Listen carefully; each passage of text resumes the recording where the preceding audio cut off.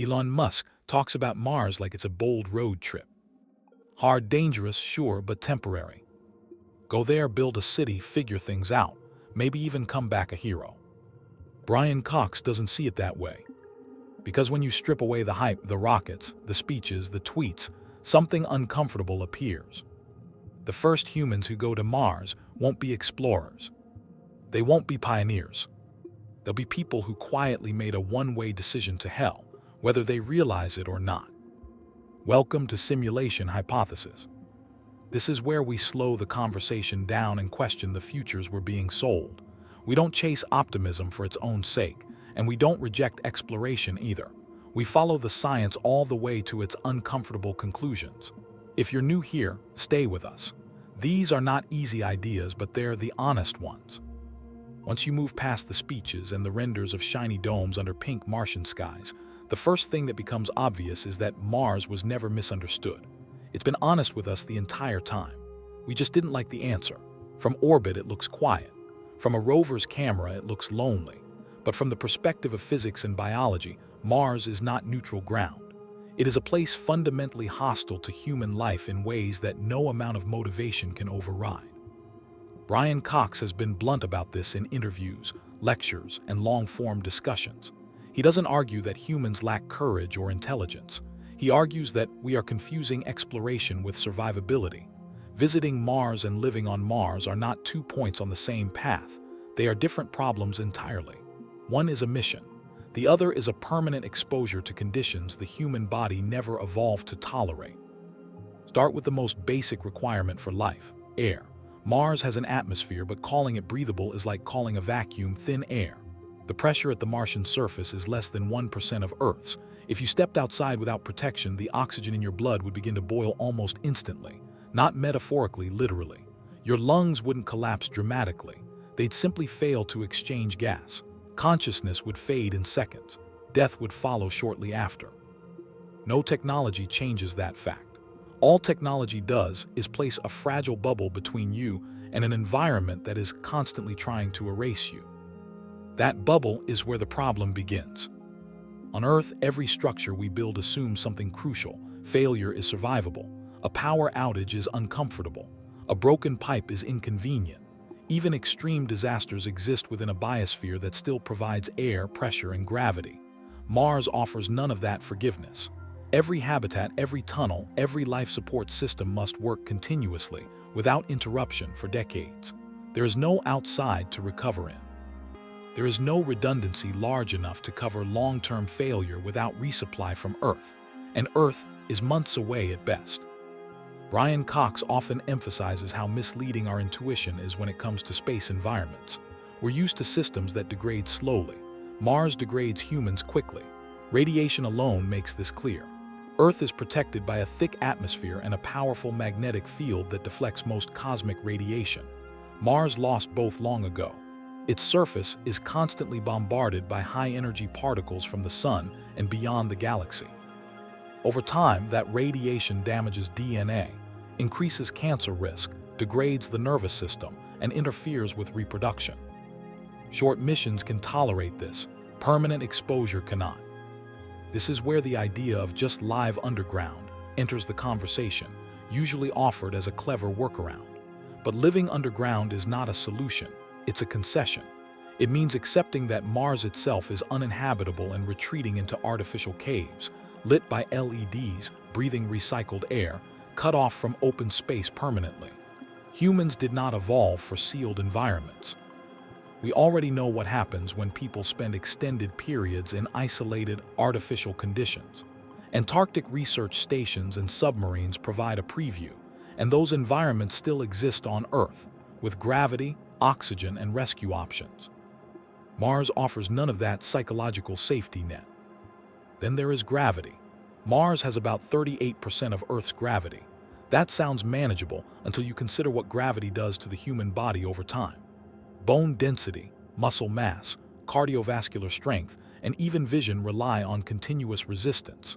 Astronauts on the International Space Station, still within Earth's protective magnetic field, experience muscle loss and bone degradation after just months in microgravity. Mars is not microgravity, but it is low enough that the body begins adapting in ways we don't fully understand. And that adaptation may not be reversible. Brian Cox has pointed out that a child born on Mars might never be able to return to Earth. Their bones, muscles, and circulatory system could develop for a lighter world. Earth's gravity would be crushing. Mars colonization isn't just about survival, it's about speciation. The first long-term settlers may become physically incompatible with the planet that sent them. That alone reframes the mission. Now consider distance. Mars is not far in cosmic terms, but it is far enough to break emergency response entirely. At its closest, Mars is tens of millions of kilometers away. At its farthest, hundreds of millions. Communication delays range from several minutes to over 20 minutes one way. A medical emergency cannot be solved with instructions from Earth in real time. A system's failure cannot be patched remotely. Every problem must be solved locally, by people already under physical and psychological strain. This is not exploration, it's isolation.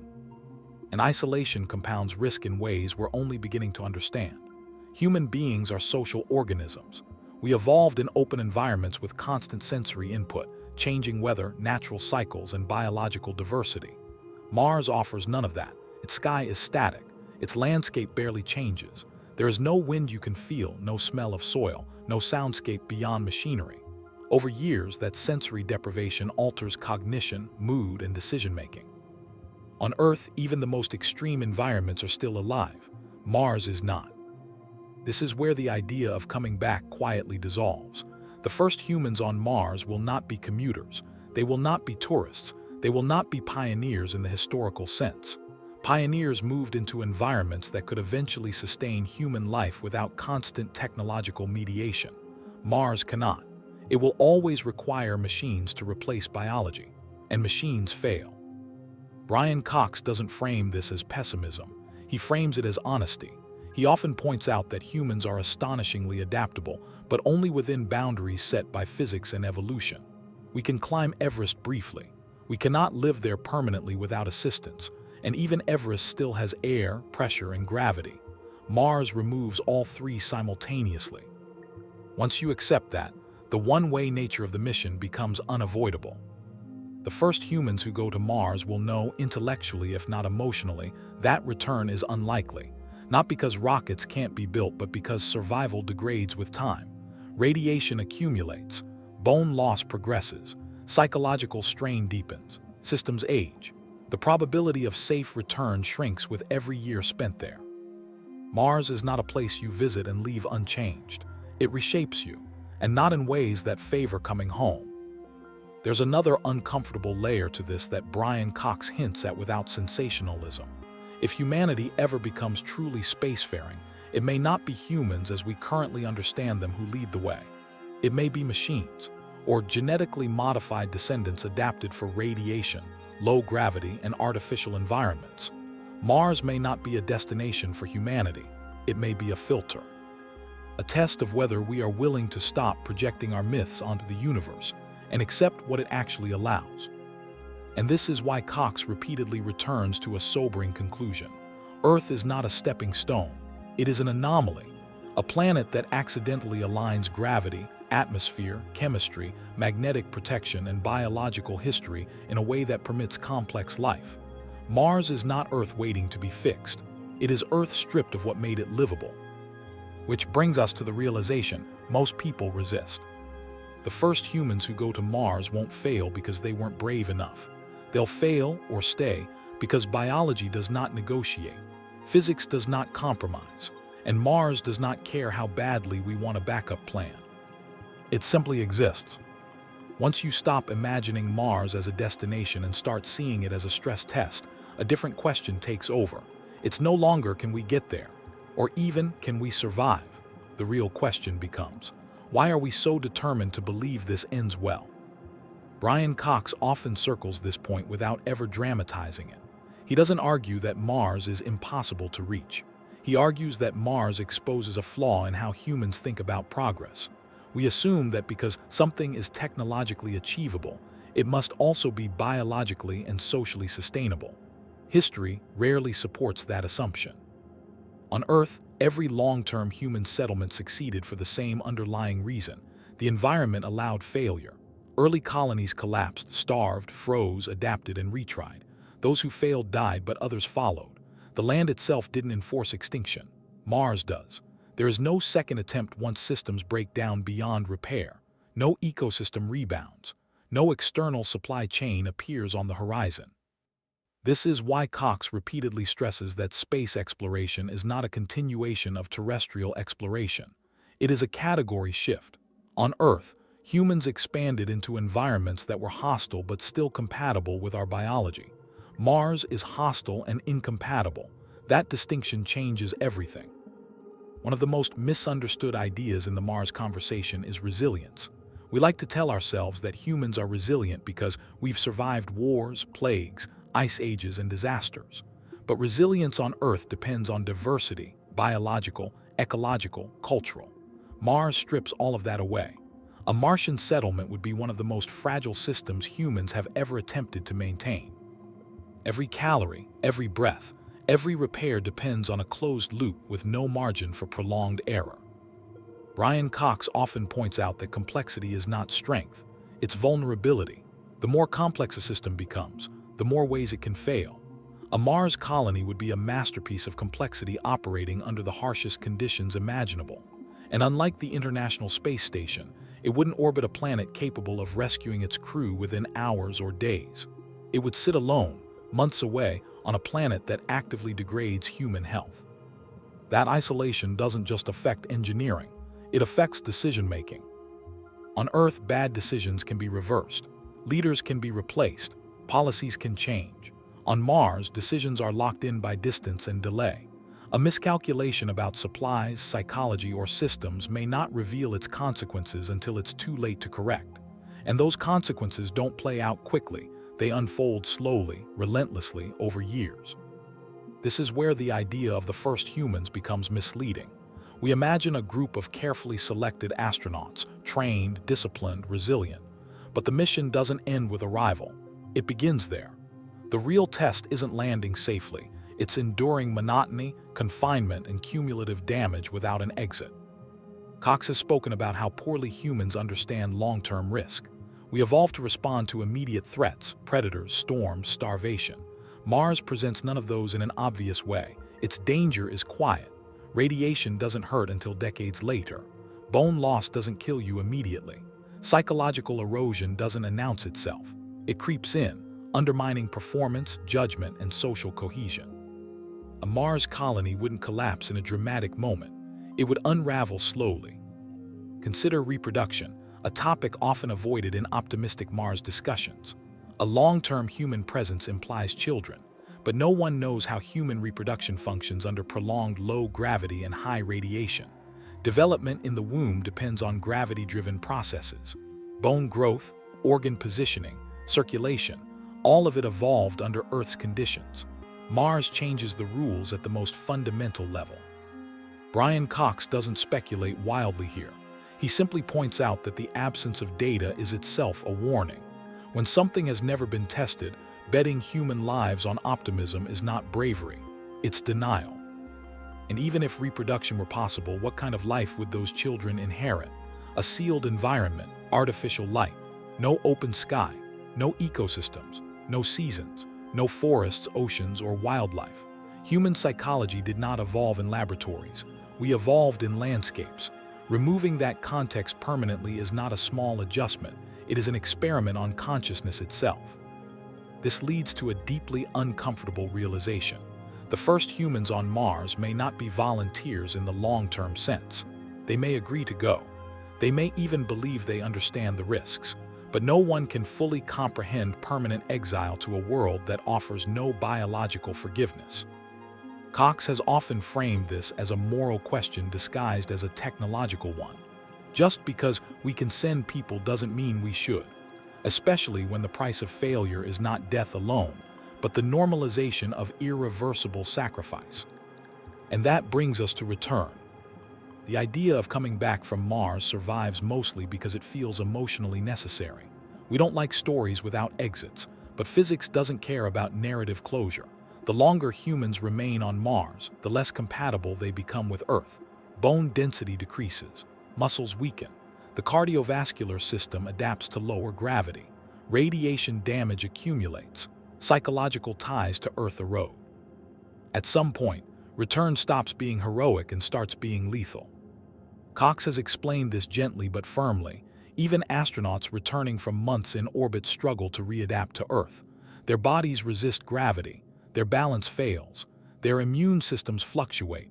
Mars settlers would experience this multiplied over years.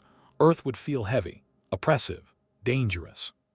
So the mission quietly transforms. The first humans to go are not pathfinders for a return route. They are the first humans to cross a biological threshold. They become something new not by choice, but by exposure. This is why the Mars conversation often drifts toward transhumanism, even when people don't realize it. To truly live on Mars long-term, humans would likely need genetic modification, artificial augmentation, or permanent technological integration. In other words, the solution to Mars is not better rockets. It's changing what it means to be human. Brian Cox doesn't argue against that possibility, but he does argue that we should be honest about what it implies. Mars is not humanity spreading outward. It is humanity branching. And branches don't return to the trunk. There is also a quieter truth beneath all of this. Mars doesn't offer what we think it does. It doesn't offer freedom. It doesn't offer escape. It doesn't offer renewal. It offers survival under constraint. Every choice is limited. Every mistake is amplified. Every success is fragile.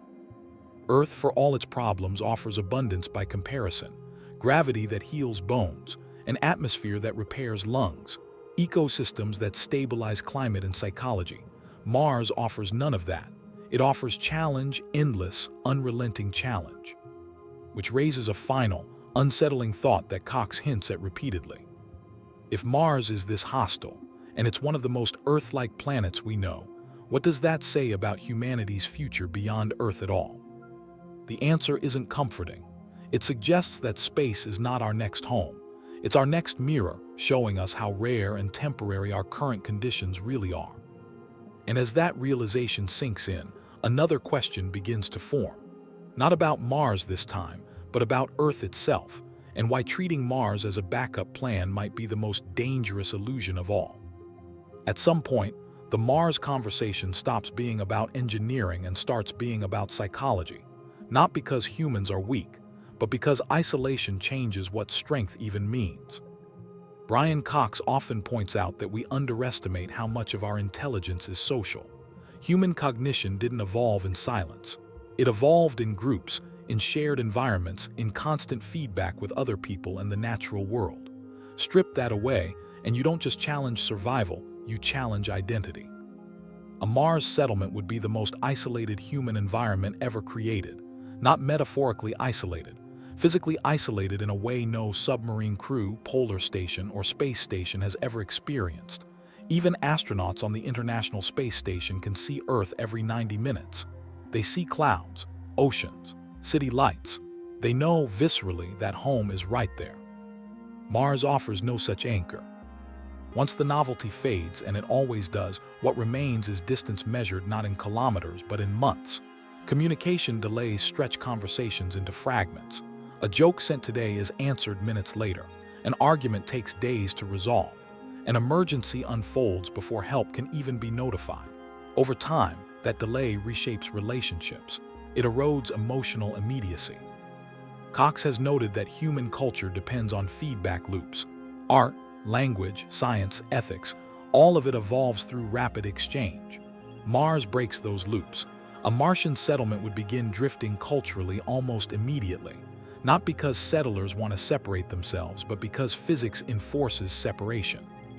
This isn't speculation. We've seen it in smaller, safer environments.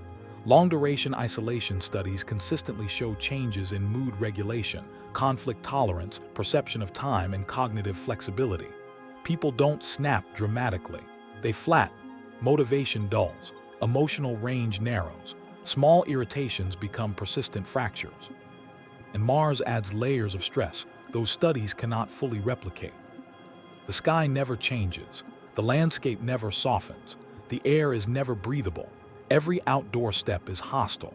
Even silence feels artificial, filtered through machinery keeping people alive. Over years, the absence of natural variation becomes its own form of deprivation. Brian Cox often emphasizes that humans are pattern-seeking creatures. We need cycles day and night, seasons, growth and decay. Mars offers cycles, but they're alien. The day is longer. The year is nearly twice as long. Seasons are extreme and barren. Nothing grows without intervention. So settlers manufacture normalcy, artificial light, artificial gravity simulations if possible, artificial routines. But artificiality has limits. The brain knows when it's being fooled. This is where the idea of the first humans quietly fractures again. The mission planners imagine professionals, scientists, engineers, astronauts trained to handle stress, but missions don't last months. They last decades, generations possibly, and humans change when stress becomes permanent. Cox has remarked that resilience depends on recovery. On Earth, stress is punctuated by relief. Mars removes relief. There is no wilderness to escape into, no anonymity, no leaving. Conflict doesn't diffuse, it accumulates. That accumulation reshapes ethics. What happens when someone wants to leave and cannot? What happens when leadership fails? When resources grow scarce? When one person's mistake threatens everyone else? These aren't hypothetical problems. They are inevitable ones. On Earth, social systems absorb failure. On Mars, failure propagates. This creates a subtle but profound shift in what freedom means. A Mars colony cannot afford full autonomy in the way Earth societies do. Every action has external consequences. Privacy becomes dangerous. Dissent becomes risky. Individualism collides with survival. Cox doesn't frame this as dystopian. He frames it as unavoidable. Mars demands coordination at a level humans have rarely sustained for long periods. The environment enforces conformity not through ideology, but through physics. And physics doesn't negotiate. Now consider time again, not relativistic time, but lived time. The slow grind of years under constraint. Humans don't experience decades as continuous narratives. Memory compresses, meaning thins. Without milestones, without novelty, time blurs. On Mars, years pass without major change. No new ecosystems emerge. No spontaneous culture blooms. Everything is planned, regulated, recycled. That stability sounds reassuring until it becomes stagnation. Cox has warned against assuming that boredom is harmless. In extreme environments, boredom becomes existential. It erodes purpose. It magnifies doubt. Why are we here? What are we becoming? Who decides? These questions don't explode, they seep. And then there's Earth. The emotional gravity of Earth doesn't weaken with distance. It intensifies. Births, deaths, celebrations, disasters, all experienced secondhand, delayed, mediated. A parent dies and you learn weeks later. A child is born and you cannot hold them. The planet continues without you. Over time, that separation changes how settlers perceive themselves. Are they Earthlings? Martians? Something in between? Identity fractures along lines no mission briefing can prepare for. Brian Cox has spoken about the danger of romanticizing sacrifice. Exploration narratives often glorify hardship as noble, but nobility doesn't erase consequence. The first Mars settlers would be absorbing consequences on behalf of everyone else. That brings us to an uncomfortable inversion. We like to imagine Mars settlers as ambassadors for humanity, but functionally, they would be test subjects. Their bodies, minds, and social systems would generate data humanity has never collected before. That data would be invaluable, and it would come at their expense. Cox doesn't accuse anyone of malice here. He simply insists on clarity. Progress built on irreversible human cost deserves scrutiny. And then there is death. On Earth, death is integrated into ecosystems and rituals. On Mars, death is a logistical problem, a biological hazard, a psychological rupture. What does burial mean on a planet where the soil is toxic and the atmosphere lethal? What does mourning look like when space and supplies are limited? These aren't morbid questions. They're foundational ones. A society that cannot process death humanely fractures internally. Cox has pointed out that civilizations aren't defined by how they explore, but by how they care for their most vulnerable members. Mars offers no margin for vulnerability. Illness, injury, mental breakdown all become existential threats, which leads to a thought most Mars advocates avoid. The first humans on Mars may not come back not because they can't physically return, but because the version of humanity that survives there won't want to.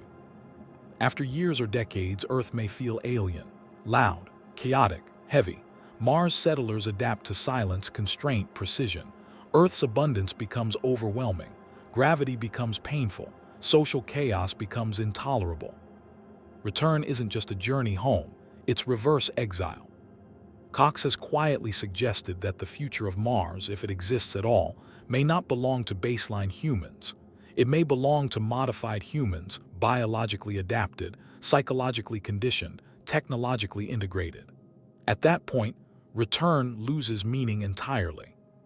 Mars stops being a destination and becomes a divergence. And divergence doesn't reverse.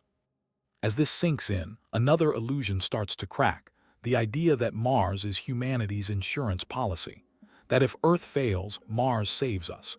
But insurance only works if the backup is survivable, scalable, and forgiving. Mars is none of those things, which forces the conversation to pivot again, away from Mars itself, and toward the deeper reason we cling to it so desperately.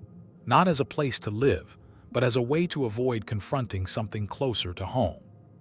At this stage, the Mars dream stops being about Mars at all. Brian Cox often hints at this indirectly, but the implication is unavoidable. Our obsession with becoming a multi-planet species isn't driven by confidence, it's driven by fear. Fear that Earth is fragile, fear that we're running out of time, fear that if we don't escape, we'll fail. Mars becomes a psychological placeholder, a symbol of continuity, a promise that even if we ruin one world, there's another waiting. But that promise dissolves the moment you stop treating Mars like an idea and start treating it like a physical system. Because Mars doesn't forgive mistakes, it doesn't stabilize chaos, it doesn't absorb error, it amplifies it. Cox has repeatedly stressed that Earth's greatest asset isn't its size, its distance from the sun, or even its water.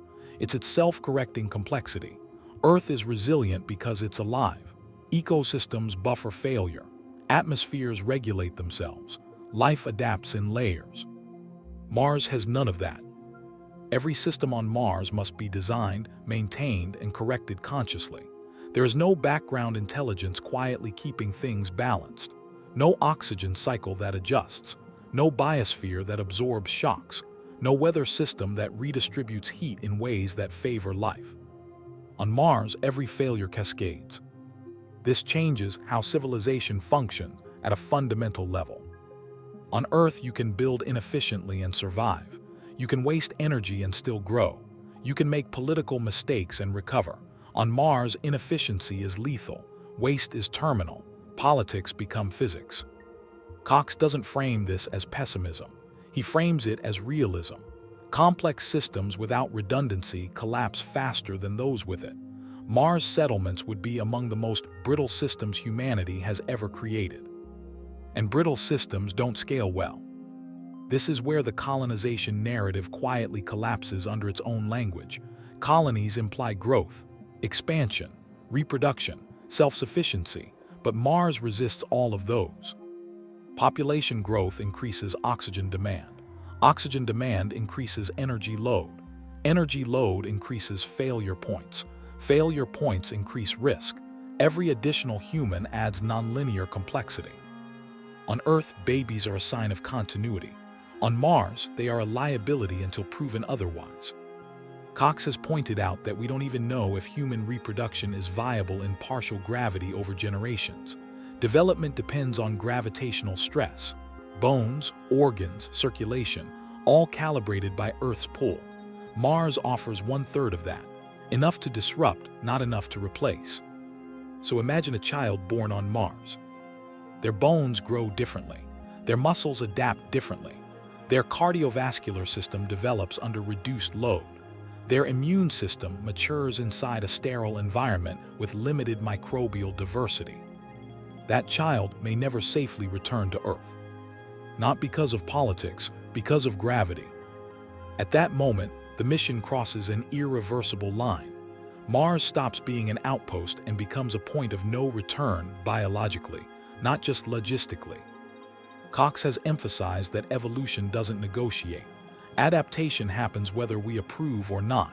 Over generations, Martian humans would diverge, not metaphorically, physically, which raises an unsettling ethical question. Are we prepared to create a branch of humanity that cannot come home? Because once that happens, Mars isn't a backup plan. It's a fork in the species. And forks don't merge. This is where the conversation becomes uncomfortable for people who like neat narratives. The idea that Mars saves humanity assumes continuity, that the people who go are still us. But survival in extreme environments selects for difference, not familiarity. Cox often reminds audiences that humans are not abstract minds piloting bodies. We are embodied organisms shaped by environment. Change the environment radically enough, and you change the organism. Mars would not preserve humanity as it is. It would transform it slowly, relentlessly, without asking permission. Now layer time back into this. The first settlers arrive. They struggle. They adapt. Decades pass. Earth changes too. Climate shifts. Politics shift. Technology evolves in directions Mars cannot easily follow because mass and energy constraints limit upgrade cycles.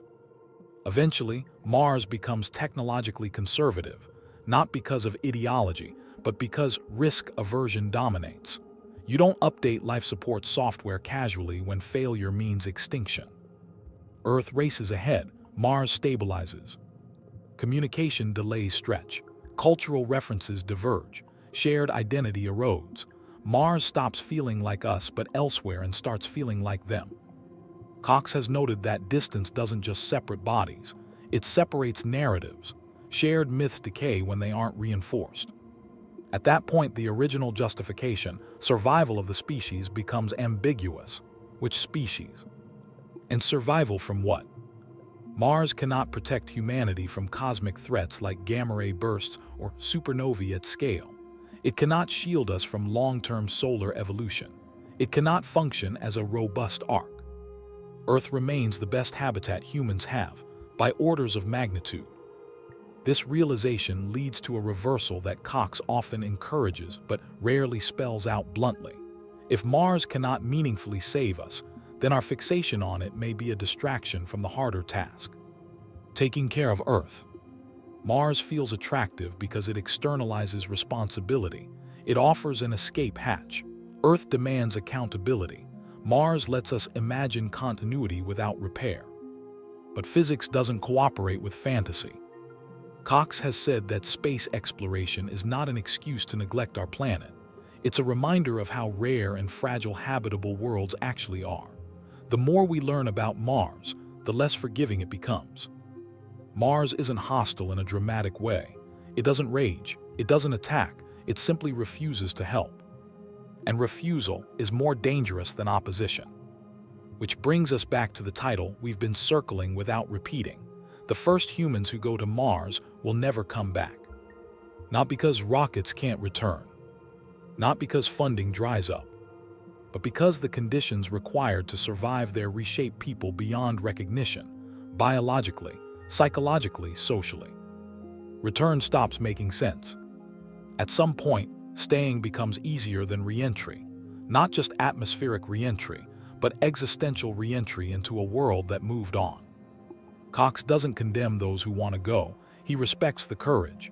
He respects the curiosity, but he insists on honesty.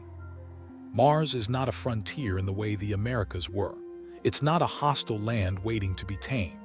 It's a fundamentally incompatible environment that tolerates us only under constant protest. Intolerance is not hospitality. So the question quietly shifts again, away from can we go, and towards something far more difficult. Why do we need to believe that we must? Because until we answer that, Mars will remain not a destination, but a mirror. By the time you reach this point in the Mars conversation, something subtle has already happened. The question is no longer, can humans survive on Mars? It has quietly become what kind of humans would survive there. And that distinction matters more than most people realize. Brian Cox has a habit of reframing problems in ways that feel almost unfairly simple. He doesn't argue that Mars is impossible. He argues that Mars is selective, and selection changes outcomes in ways no mission planner can fully control. Because survival on Mars isn't about courage. It's about tolerance for isolation, for monotony, for constant risk, and for the permanent absence of things humans evolved to need but rarely think about. Start with isolation. On Earth, isolation is usually temporary.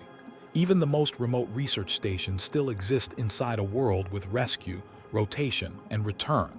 Mars has none of that psychological safety net. Every person who steps onto Mars knows, consciously or not, that help is measured in months at best, years at worst, and sometimes not at all. There is no emergency extraction, no rapid response, no second chance. Cox often points out that humans behave differently when consequences become absolute. Risk tolerance collapses, creativity narrows, decision-making becomes conservative to the point of paralysis. That may sound manageable on paper, but over years it reshapes personalities. Mars would reward people who are emotionally flat, obsessively routine-driven, and unusually resistant to novelty. Traits that help survival in extreme environments are not the same traits that built art, culture, and innovation on Earth. Which means the first long-term Martian populations would not represent humanity broadly. They would represent a thin psychological slice of it. And that slice would shrink over time. Because Mars doesn't just isolate individuals from Earth, it isolates them from change. On Earth, seasons change, weather shifts, environments surprise us, even boredom has texture. Mars offers none of that. Its landscape is static, its sky barely moves, its color palette is unchanging. Cox has described Mars as geologically beautiful but experientially dead. And dead environments don't stimulate human cognition well. Over time, sensory deprivation doesn't just cause boredom. It alters perception, mood regulation, and memory formation. This is well documented in submarine crews, polar researchers, and long-duration space missions, and all of those environments are still far more forgiving than Mars. Now layer in confinement. Mars habitats would be sealed systems, every breath recycled, every drop of water reclaimed, every meal engineered. There is no outside in the human sense. There is only exposure or shelter. The psychological effect of never being able to step outside without armor is profound. Cox has emphasized that humans are not just tool users. We are environmental creatures. Our nervous systems evolved to regulate themselves through interaction with open space, natural soundscapes, and unpredictable stimuli. Mars removes all of that. The longer you live there, the more your mental health depends on artificial substitutes, simulated daylight, curated sound, scheduled novelty. And simulations, no matter how advanced, eventually reveal themselves as simulations. The brain notices, which leads to something mission planners rarely like to talk about openly: long-term psychological drift. On Mars, there is no escape valve for stress, no anonymity, no social reset. Conflicts don't dissipate, they compound. Small tensions linger because there is nowhere for them to go. Cox has compared this to closed ecological experiments on Earth, where interpersonal breakdowns became the dominant failure mode, not engineering problems. And those experiments lasted months or years. Mars colonization demands decades. Now consider the effect of time. The first settlers arrive as volunteers, highly motivated, carefully selected, psychologically screened, but people change, motivation decays, ideals soften, fatigue accumulates. And unlike Earth, Mars offers no generational turnover buffer. You can't easily rotate people out. Replacement crews take years to arrive. Skill mismatches become permanent problems. At some point, every Martian settlement faces the same question: do we optimize for survival or for well-being? On Earth, we pretend those are aligned. On Mars, they often conflict. More redundancy means more mass. More mass means fewer comforts. More comforts mean more complexity. More complexity means more failure modes. Cox often stresses that engineering trade-offs in space are brutal because physics doesn't negotiate. Every improvement comes at a cost somewhere else. So Mars settlements would inevitably prioritize stability over happiness. And that choice has consequences. Over time, cultural expression narrows. Art becomes utilitarian, language simplifies, humor shifts, the shared emotional palette flattens. Not because people become less human, but because extreme environments punish emotional volatility. Which brings us to an uncomfortable realization. The first humans who go to Mars will not just be unable to return physically. They will struggle to return psychologically, even if a ship were waiting. Earth would feel overwhelming, chaotic, loud, dangerous in new ways. Gravity would feel oppressive. Open air would feel threatening. Weather would feel hostile. Cox has pointed out that astronauts returning from relatively short missions already experience disorientation, anxiety, and identity drift. Scale that to decades, and reintegration becomes speculative. At some point, Mars residents would stop seeing Earth as home and start seeing it as elsewhere.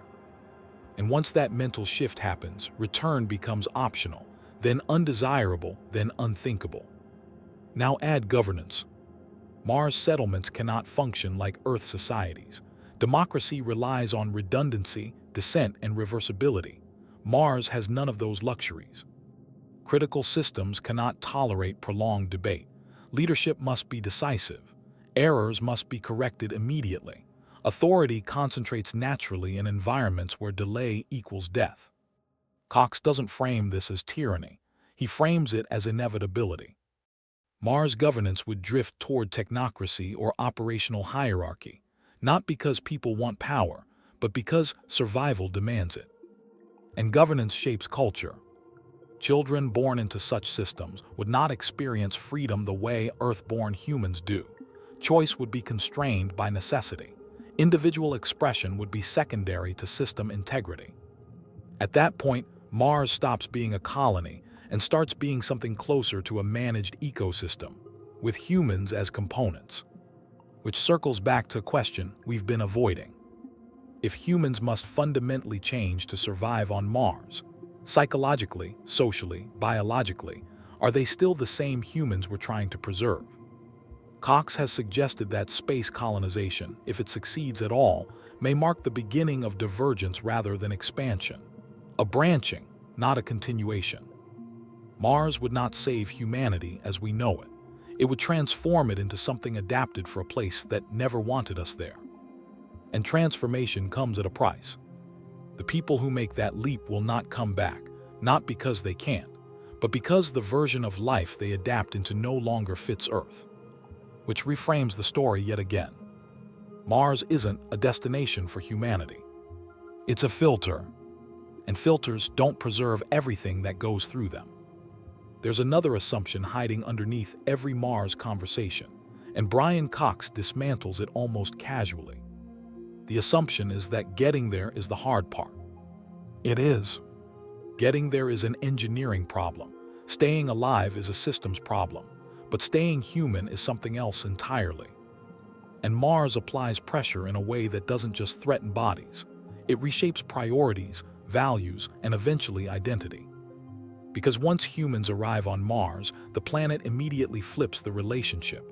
On Earth, humans bend environments to suit themselves. On Mars, the environment dictates everything, down to the smallest biological detail. Start with timekeeping. Earth's 24-hour day is so deeply baked into human biology that we rarely think about it.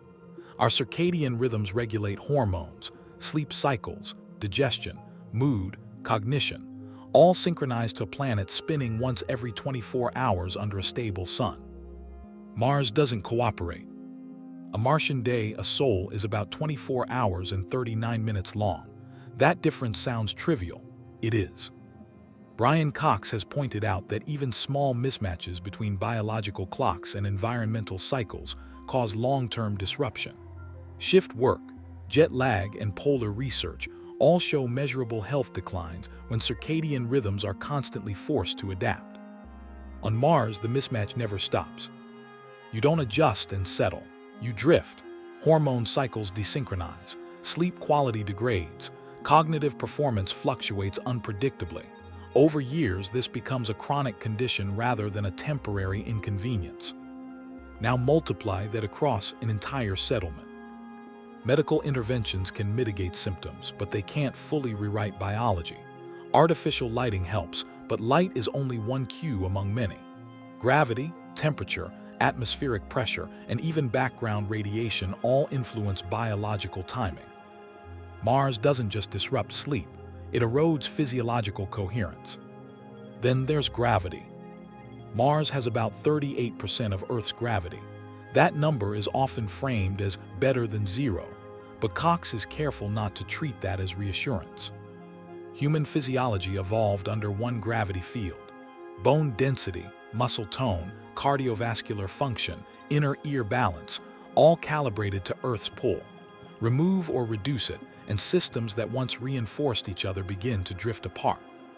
Astronauts returning from months on the ISS struggle to stand, walk, and think clearly.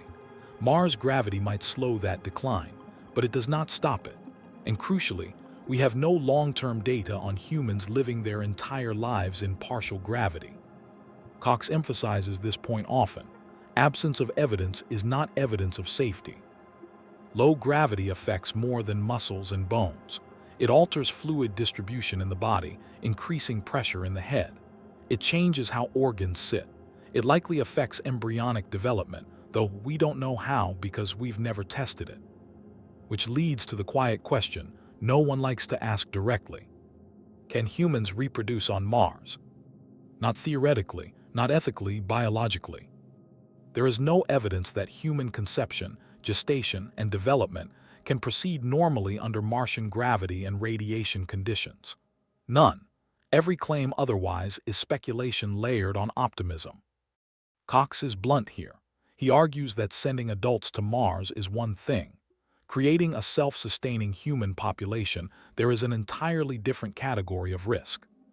A child conceived on Mars would develop under conditions no human nervous system has ever experienced.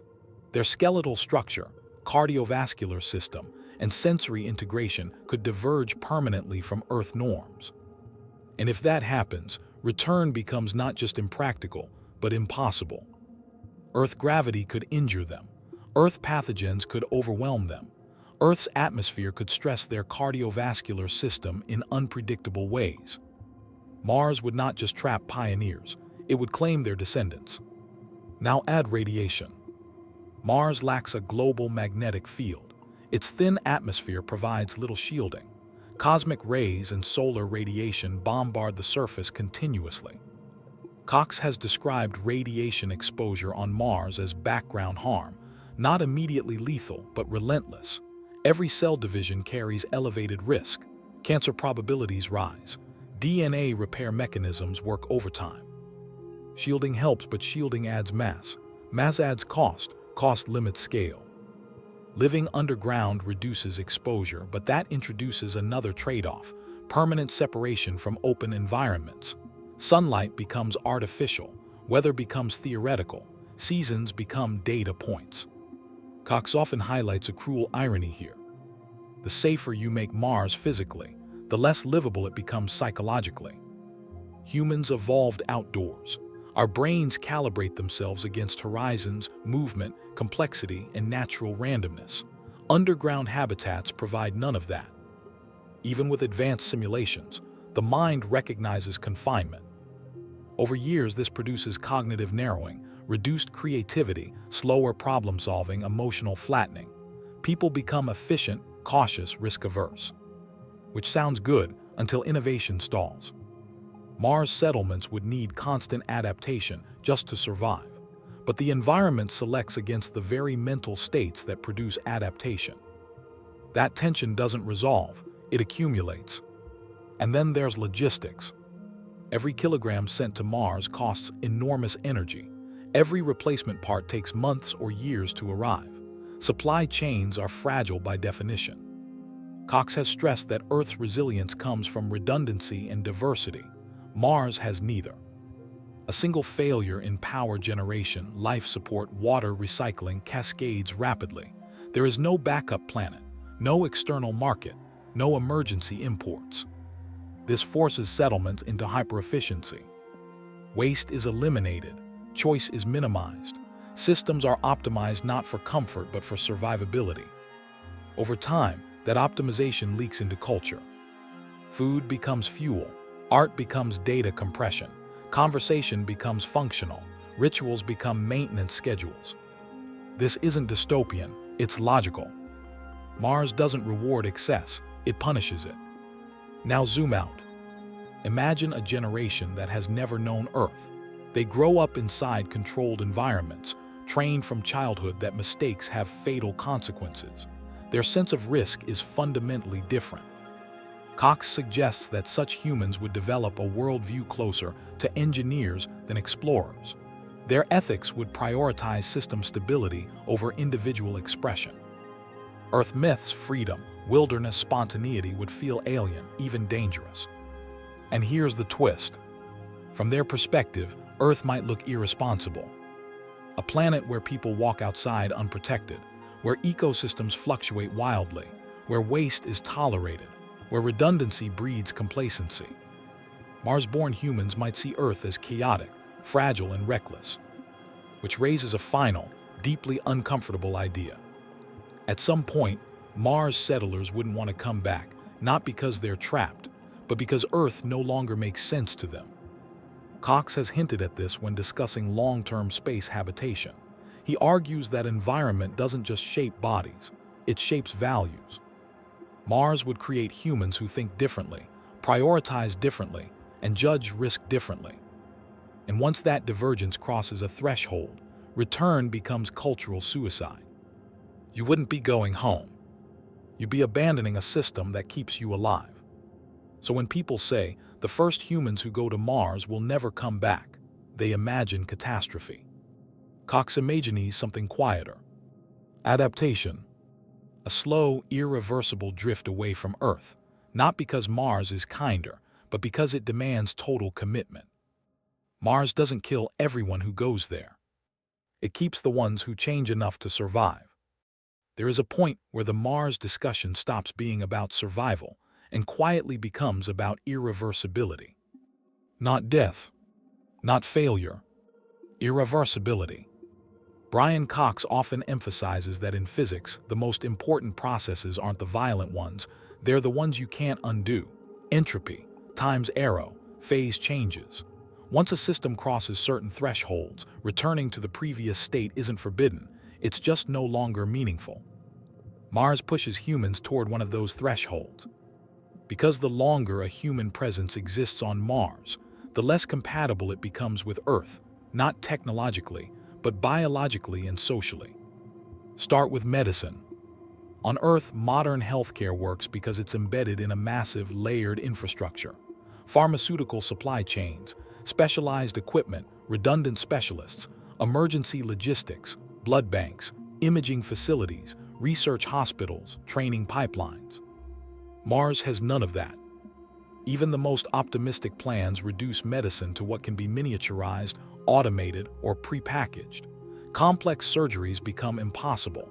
Chronic conditions become liabilities. Rare complications become death sentences. So selection begins.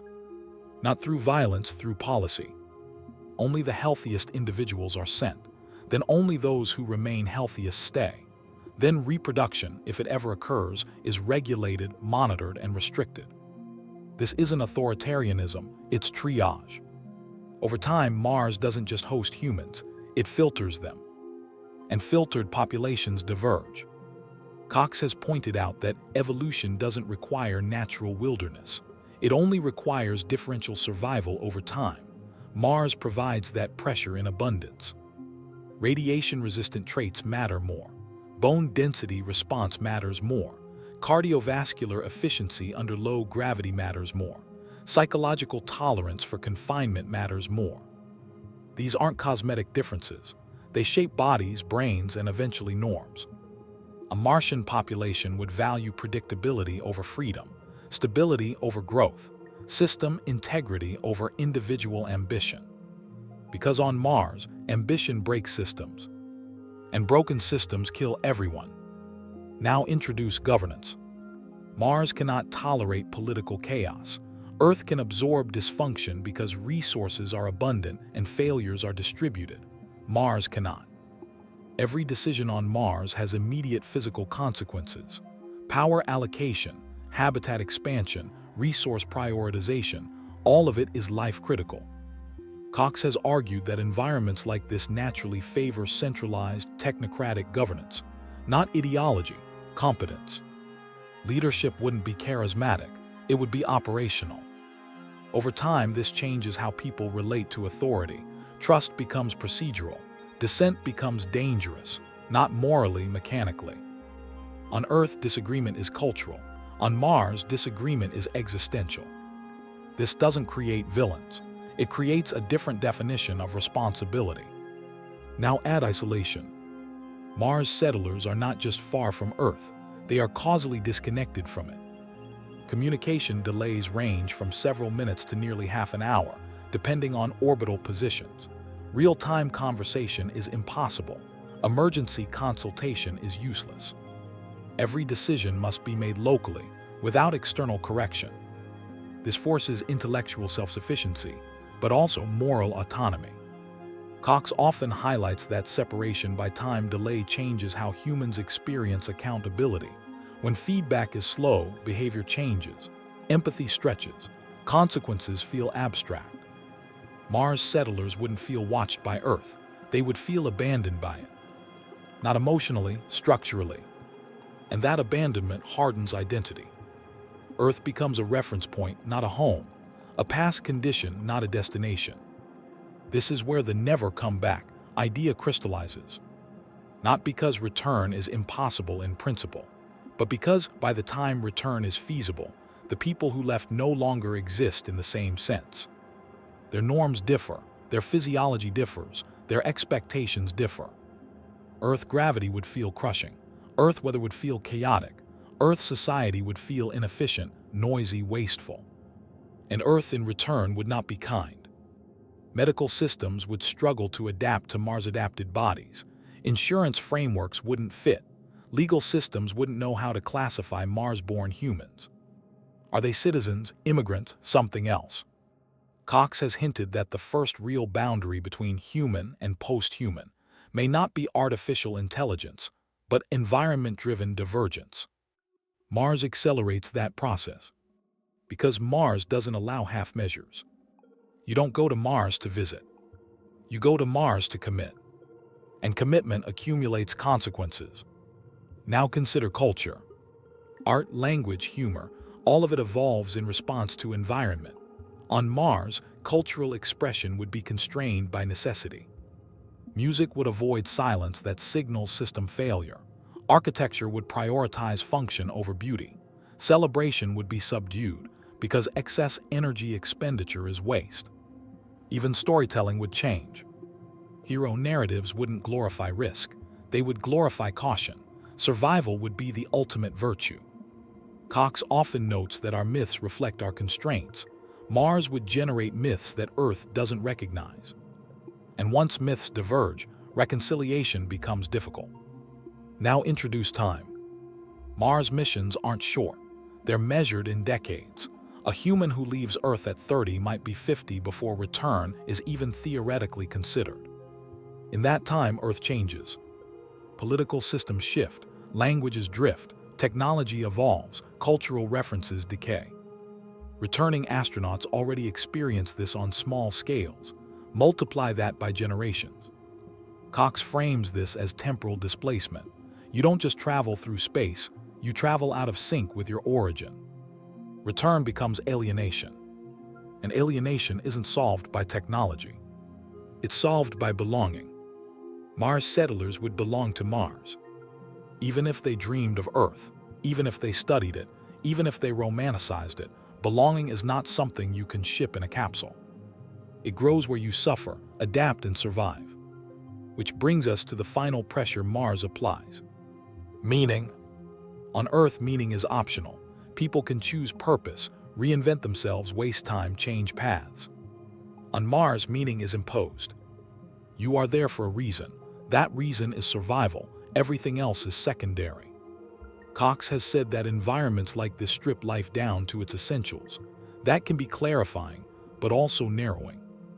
You don't ask, who do I want to be? You ask, what must I do? And once that mindset takes hold, Earth's open-ended freedom becomes overwhelming. Not comforting, overwhelming. So when people imagine the first humans on Mars coming back, they imagine a triumphant return. Cox imagines something quieter, a population that no longer fits. Not heroes stranded by accident, but humans reshaped by necessity. Mars doesn't slam the door behind you. It simply changes you until the door no longer leads anywhere familiar. At some point, the question stops being, can humans survive on Mars, and becomes something more unsettling. Should they even try to return? Because once a society is shaped by an environment as unforgiving as Mars, return isn't a rescue, it's a collision. Brian Cox often talks about physics as a discipline that punishes intuition. Mars does the same to human expectations. We imagine that if a spacecraft can physically travel back to Earth, then return is simply a matter of scheduling. But that assumes the human being on Mars is still compatible with Earth in ways that matter. Mars quietly dismantles that assumption. Start with gravity, not as a medical issue, but as a developmental one. A human who spends years or a lifetime in Mars, gravity does not simply become weaker. Their musculoskeletal system reorganizes around a different constant.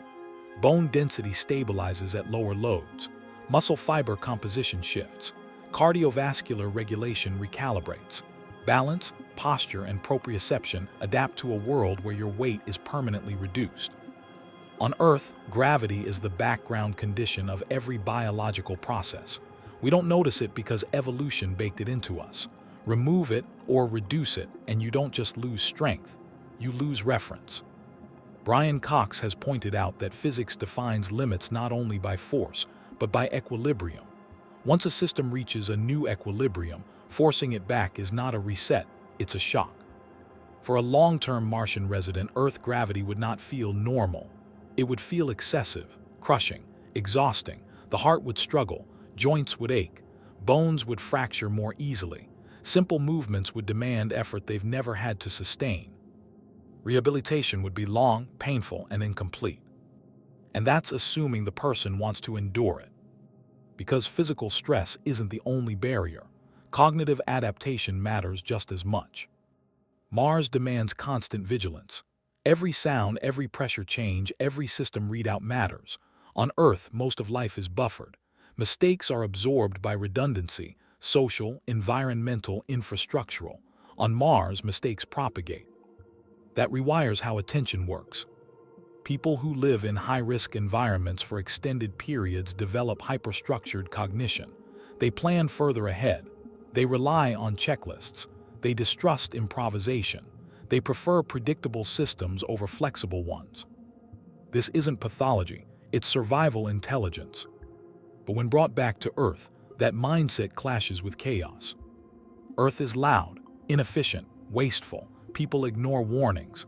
Systems fail without consequences. Authority is debated instead of obeyed. Resources are consumed casually. For someone shaped by Mars, Earth doesn't feel alive. It feels reckless. Cox has remarked that civilizations are shaped by what they can afford to ignore. Earth can ignore a lot. Mars can ignore nothing. That difference produces incompatible values. Now extend this to social identity. Mars settlers wouldn't see themselves as astronauts forever. That's a temporary label. Over time, identity solidifies around place, not mission. They wouldn't say, I'm from Earth, living on Mars.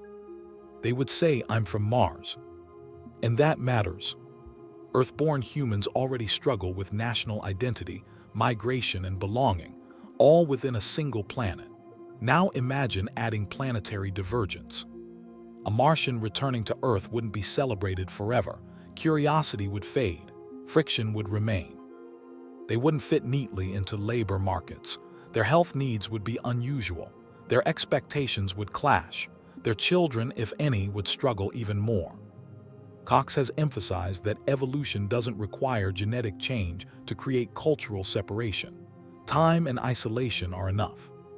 Mars provides both, and it does so relentlessly. Then there's the psychological weight of dependency. On Mars, survival is collective.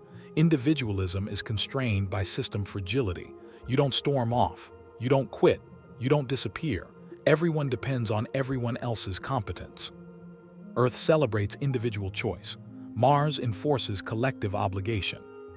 Returning to Earth means re-entering a world where people can opt out, where personal freedom overrides system stability. For someone conditioned to see survival as shared responsibility, this feels morally disorienting. Not liberating, disorienting. Cox often frames this as a mismatch between evolutionary time and technological time. Mars compresses that mismatch. It creates a social structure closer to early human tribes, but layered with advanced technology. Returning to Earth means jumping from a tight, purpose-driven system into a diffuse, ambiguous one. Many wouldn't choose it. Now consider time itself. Mars missions extend across decades. By the time return becomes feasible, Earth is no longer the Earth that launched the mission. Governments change, borders shift, institutions dissolve, languages evolve. Even cultural norms around gender, work, and family can transform in a single generation. Returning Martians wouldn't just be foreigners, they'd be anachronisms. Cox has said that space travel is also time travel, just not the romantic kind. You don't go back to your world. You go forward into a version of it you didn't help shape. That loss of agency matters. People don't just want to live, they want to matter. On Mars, settlers matter immensely. Every action contributes to survival. Every skill has value. Every role is essential. On Earth, they would become marginal. Interesting, studied, celebrated briefly, then sidelined. That transition is psychologically brutal. And that's before we even talk about reproduction. If humans reproduce on Mars, a massive if, but not impossible, the children born there would be adapted from birth to Mars conditions. Their bones, muscles, and neural development would occur under reduced gravity. For them, Earth is not home, it is hostile. Returning wouldn't just be difficult. It might be impossible without extreme medical intervention. Cox has hinted that this is how speciation begins, not with intention, but with separation. Environmental divergence creates populations that can no longer freely exchange places. Mars doesn't need to be terraformed to do this. It only needs time. Now add ethics. Would Earth even allow mass return if Mars settlers posed medical or logistical burdens? Would they be quarantined, monitored, restricted? And if return is limited, who decides who comes back? Selection returns again.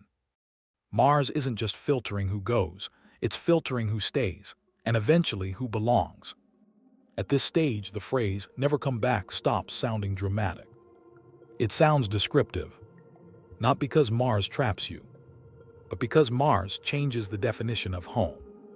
Brian Cox often reminds audiences that physics doesn't care about intention. It only cares about outcomes. Mars produces outcomes that quietly sever ties. The first humans who go there will still remember Earth. But memory is not compatibility. They will carry Earth in language, stories, and images, but not in their bodies, their reflexes, or their social instincts. Return will be technically possible long before it is meaningful. And meaning is what ultimately determines whether humans go anywhere at all. Mars doesn't forbid return. It simply ensures that by the time return is offered, the question no longer makes sense. By the time you reach this point in the story, one uncomfortable pattern should be clear. Mars doesn't defeat humans with a single obstacle. It defeats us by stacking limits so quietly that resistance stops making sense. And now we reach the limit that Brian Cox considers the most unforgiving of all: energy. Not fuel, not rockets, not propulsion. Energy as a cosmic currency. Cox often explains that civilizations rise and fall based on how efficiently they can access, store, and control energy. On Earth, we live inside an energy miracle we didn't design. Sunlight arrives for free, atmosphere's moderate temperature, water circulates heat, life itself acts as a vast chemical battery. Mars offers none of that. Every jewel on Mars must be imported, extracted, or manufactured under hostile conditions. There is no passive abundance, no background generosity, nothing you can rely on without machines constantly running. That changes everything, including the possibility of coming back. Because return isn't just about leaving. It's about sustaining enough surplus energy to reverse everything Mars has taken from you. And Mars takes constantly. Start with the most basic requirement, keeping people alive long enough to think about return. Life support on Mars isn't a safety system. It's the environment itself. Oxygen generation, pressure maintenance, temperature control, radiation shielding, these aren't backups. They are existence. On Earth, energy failure is inconvenience. On Mars, energy failure is extinction. Brian Cox has pointed out that systems designed for survival under continuous threat tend to optimize for stability, not flexibility. That means Martian infrastructure would evolve to minimize change. Every modification introduces risk. Every upgrade threatens cascading failure. Now introduce the idea of return missions. A return vehicle requires fuel. Fuel requires production or storage. Storage requires containment. Containment requires energy. Every step multiplies complexity. And complexity is the enemy of reliability. On Earth, complexity is hidden by scale. If one factory fails, another compensates.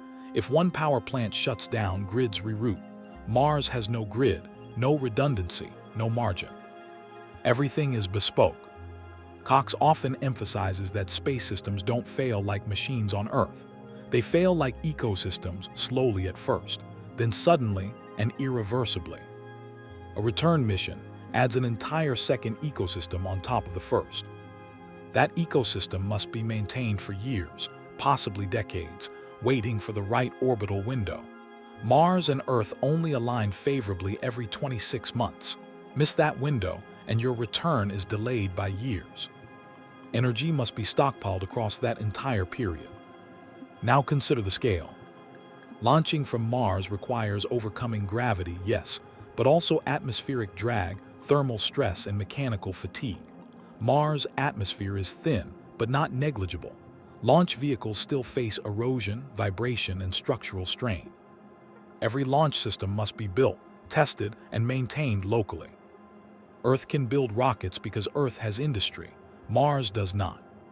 Mars has prototypes. Cox has made the distinction before. Industry requires scale. Exploration tolerates fragility.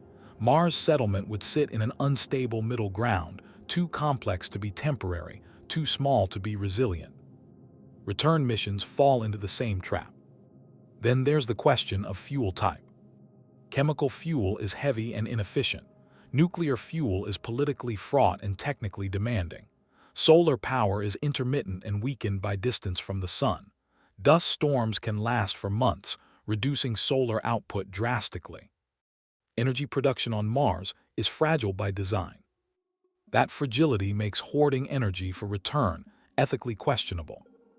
Every kilogram of fuel stored for a hypothetical return is energy not used for survival, research, redundancy, or expansion. That creates moral tension inside a closed system. Who gets to leave?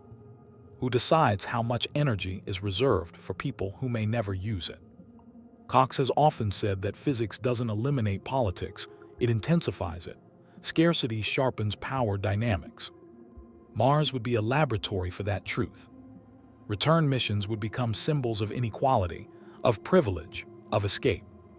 And once that perception sets in, social cohesion fractures. A society that sees return as abandonment stops planning for it.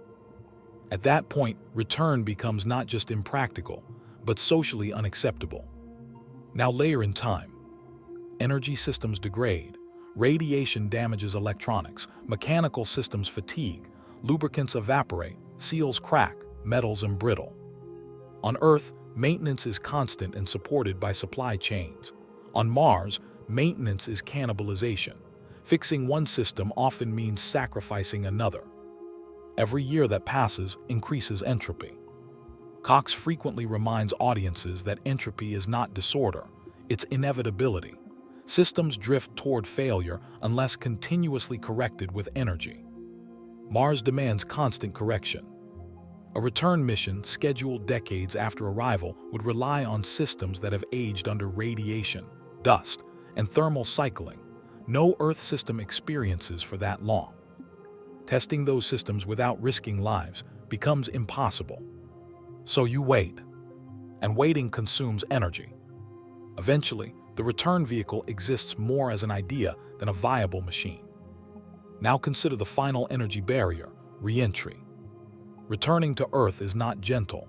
Atmospheric re-entry exposes vehicles to extreme heat and stress. Shields must be pristine, angles precise, timing exact. Astronauts returning from the International Space Station after months in microgravity already face serious physiological challenges: muscle atrophy, bone loss, cardiovascular strain. Now imagine someone returning after years on Mars. Earth gravity would hit them instantly, full force, no adaptation period, no buffer. Cox has noted that physics is indifferent to readiness. Forces act whether you're prepared or not. The body that survives Mars is not guaranteed to survive Earth. Medical evacuation from Mars is impossible. If something goes wrong during re-entry, there is no rescue window. This turns return into a gamble, not an option. At some point, mission planners stop framing return as a goal and start framing it as a liability. And that's when the decision becomes permanent. Now zoom out. Brian Cox often places human exploration within a cosmic context. He points out that the universe does not reward expansion, it rewards stability. Stars last billions of years because they balance forces. Planets persist because they settle into equilibrium. Life survives by fitting niches, not conquering environments. Mars offers no niche for unmodified humans.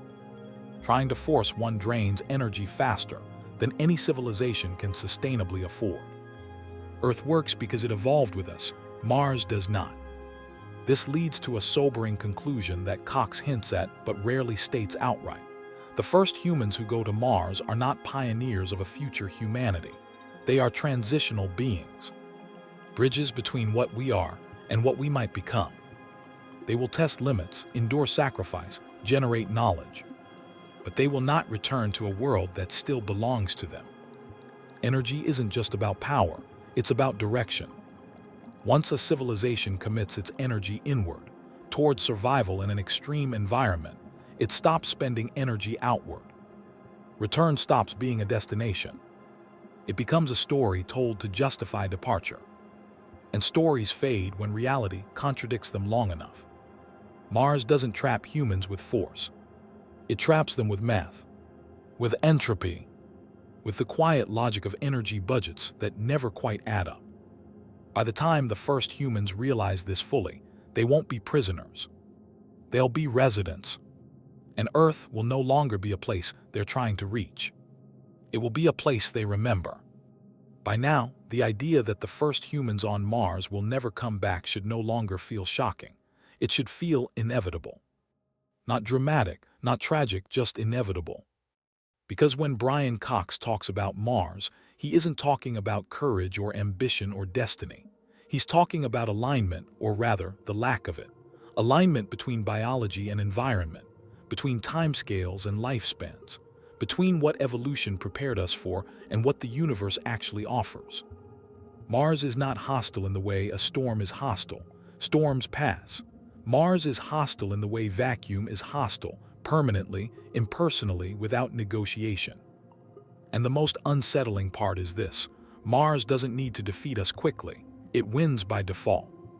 The first humans who go there won't be doomed because something goes wrong. They'll be unable to come back because everything goes right, and it still won't be enough. By the time we reach this final layer, the story stops being about Mars itself and starts being about what kind of species we are. Humans evolved to live inside feedback loops that respond quickly. Seasons change, food grows, injuries heal, Social bonds reinforce survival.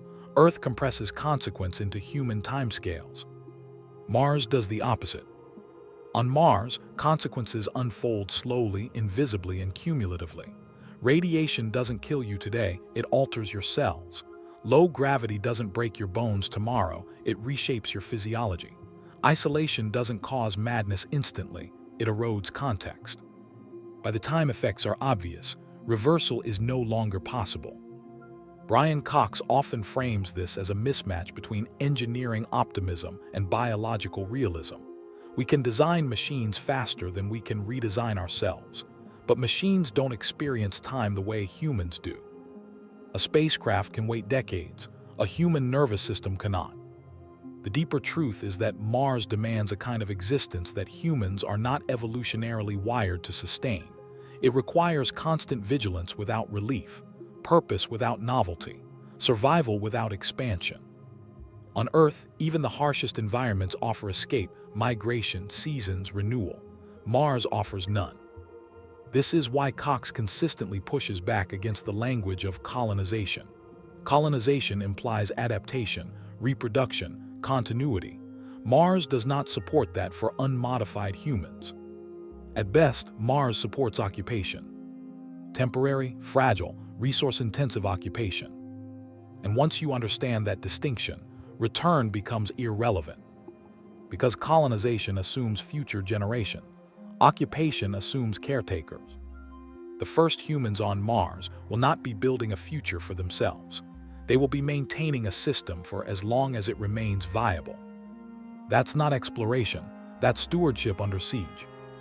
Now consider the psychological shift that happens when a mission stops being about return and starts being about endurance.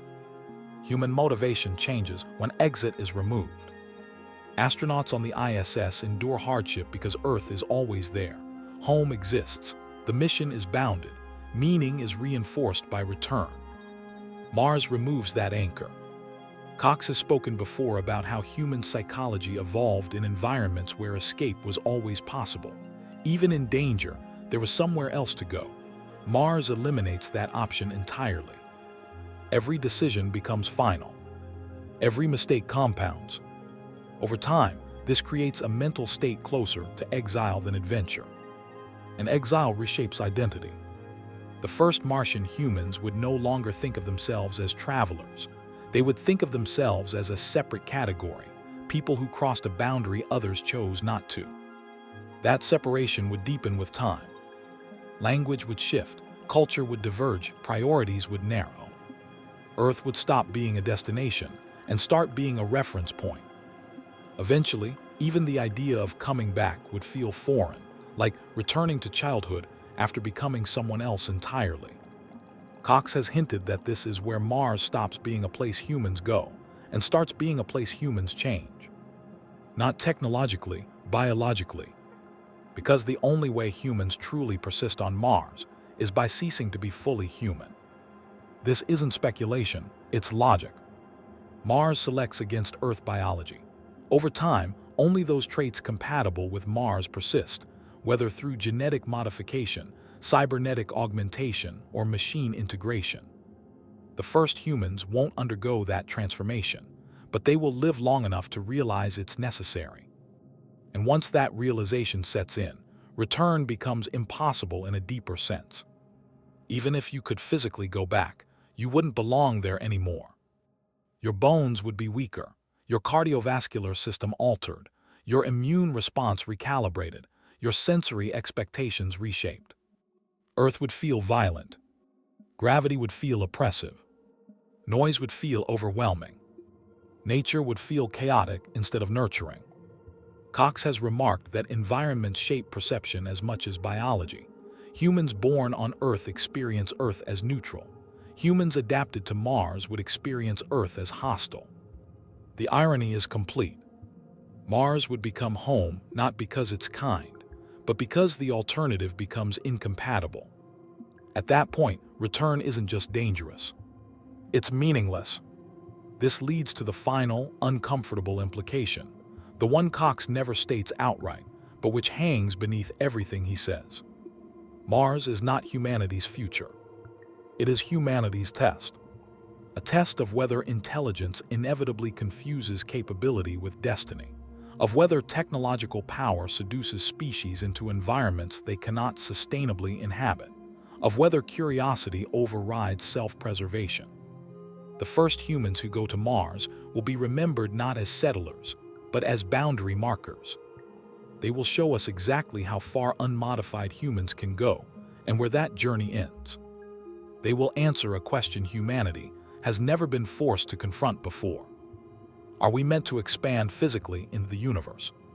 Or are we meant to understand it from where we are? Brian Cox leans toward the latter, not because he lacks imagination, but because he understands scale. The universe is vast, indifferent, and patient. It does not reward urgency. It does not bend to optimism. It does not care how badly we want to go. Mars doesn't stop humans from returning by force. It stops them by being honest. Honest about biology, honest about energy, honest about time. The first humans who go there won't be trapped. They'll simply arrive at a place where the concept of back no longer applies. And that may be the most important lesson Mars has to offer. Not about colonization, but about limits. Limits not as failures, but as truths.